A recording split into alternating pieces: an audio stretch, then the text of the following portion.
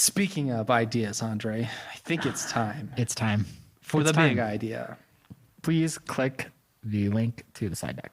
Me and I sent Andre a video to this. There's this audio thing for podcasters where you can have multi-tracks and you can track everything, and there's the kind of buttons almost like you're a DJ. And so what most podcasters do is put like an intro, but all of them are preloaded with sound effects. So it's like, you know. I know. And you better believe that at least 4 of them would be the air horn. But you do such a good verbal air That's horn. true. It's a great. It seems like such a waste. And I would probably abuse it, and our listeners would stop listening because I abuse it too much. All of a sudden, we turn into like a cheap DJ station. Andre and Scott in the morning. Oh yeah. Honestly, that's kind of what I'm going for. That's my last podcast. What's Andre? Okay, I'm in it. Otto. Okay, so let's back up a little bit. I've criticized Scott a couple times now for bringing so many Just a couple times. child-based ideas to the podcast because he has children and I don't have children. So to get back at him, I'm bringing my cat idea to the podcast. I am not a pet person. Yeah, Touche. No, so I have. But I did grow up with cats. I had 2 cats growing up. Oh, so you get. I had you Liberty. Liberty, and Tux. the other one. No, Those are I cute barely names. remember Liberty, but Tux. Those are cute names. Yes. Tux was a cute cat when it was a kitten and very, very mean because I that's was just life. in junior high and You I'm tortured sure I did not take care of the cat in a reciprocal way. So Yeah. Anyway, so cats. So I love this slide deck, by the way. it's very cute. It's very fun. I love my cats. I feel like every dollar invested in my cat's livelihoods. 2 cats. Yep. Don't tell my landlord because I only have one. But essentially, Is it one of your cats a rescue? yes. Are you going to let me get I'm to sorry. the idea? So basically, I used to feed them this really expensive wet cat food. And Like a what Fancy happened? Feast? Is that So Fancy Feast is really cheap, and then there's like 18 levels between Fancy Feast Oh. and what I fed them at the time. so in my ignorant, Yes, exactly. it had the word fancy in it, so I assumed like this must be top fancy. shelf cat food. Exactly.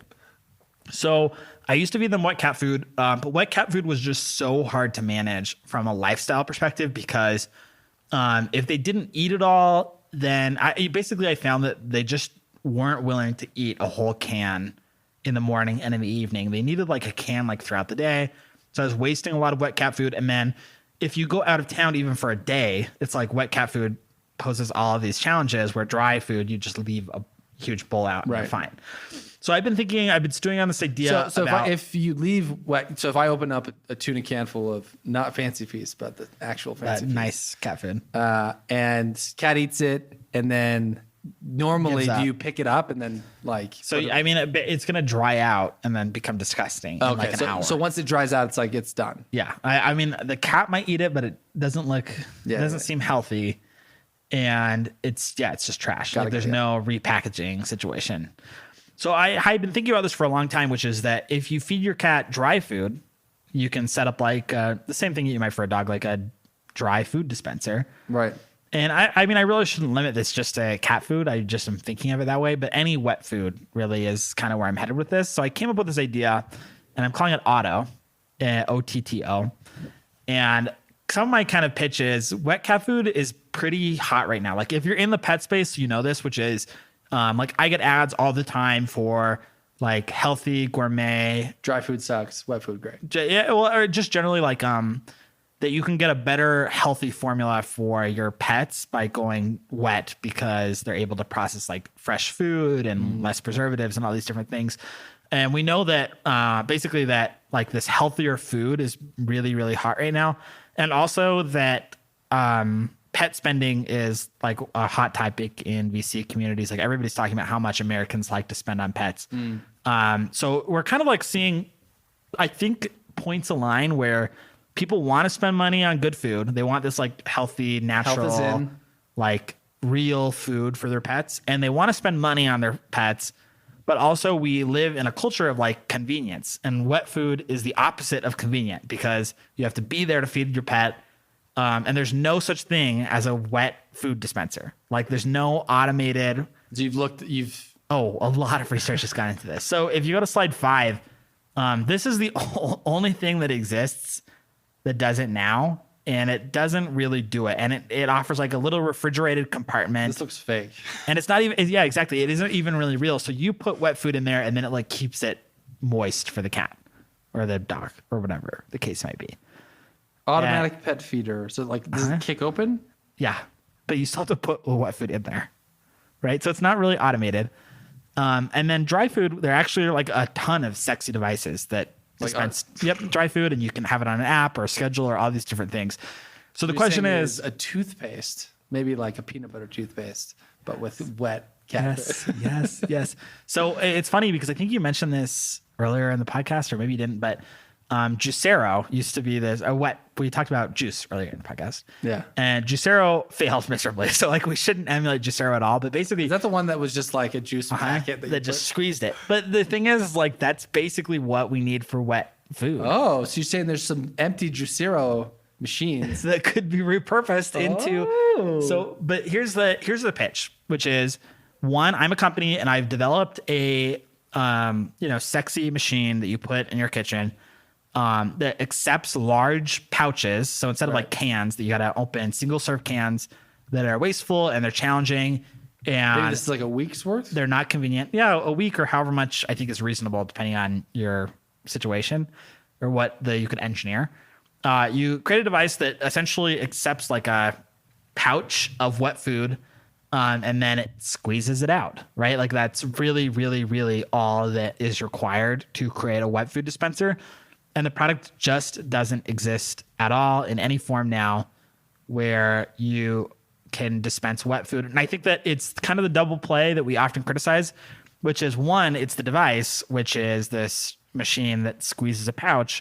But two, you essentially like sell people into your pet food service where you're basically vending these pouches of wet food that it squeezes out into the bowl on a schedule.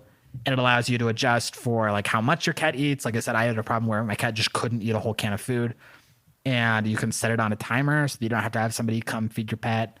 Would you put a little camera on there so you could like... That would be nice. So I could see how much is in the bowl, which would not be hard.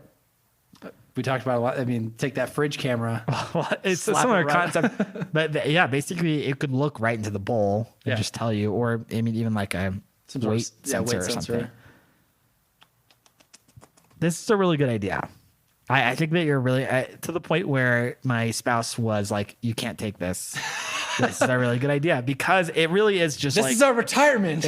It really is essentially Juicero, but for pet food. Yeah, I'm just trying to think. So obviously the downsides are one, potentially this is, I think we talked about this before with one of these other ideas is like maybe there's a reason it doesn't exist, unforeseen reason. Yes, because it seems obvious. No, the point of the podcast is that we talk about why doesn't it exist. Why doesn't it exist?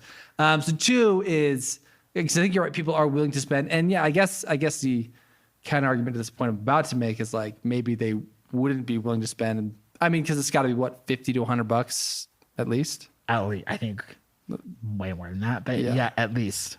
So maybe it's like, okay, I have to drop $150 or $200. Yeah, but if you're out there and you feed your cat or dog wet food now, then you understand this pain so hard. Yeah. Which is like everybody else gets an auto feeder. How come I don't have an auto feeder? Yeah, I guess so. Of the people with dogs or with the feeding animals with dry food, how many auto feeders are in your network that you know of? I don't know anybody with an auto feeder, but I know that they clearly exist and they clearly sell. Yeah, because there's a market flooded with auto feeders for dry food. Yeah, because maybe it's a manufacturing thing where it's like to make an auto dry food feeder, it's one thing that rotates and it's cheap and you can. Whereas this, like maybe that pressing. No, it's definitely a bigger engineering challenge. And so it's more expensive. So the cost per unit. So maybe they're like, well, maybe it's not worth it because we have to sell a million of these. Just give me a chance to decide that then. Sure.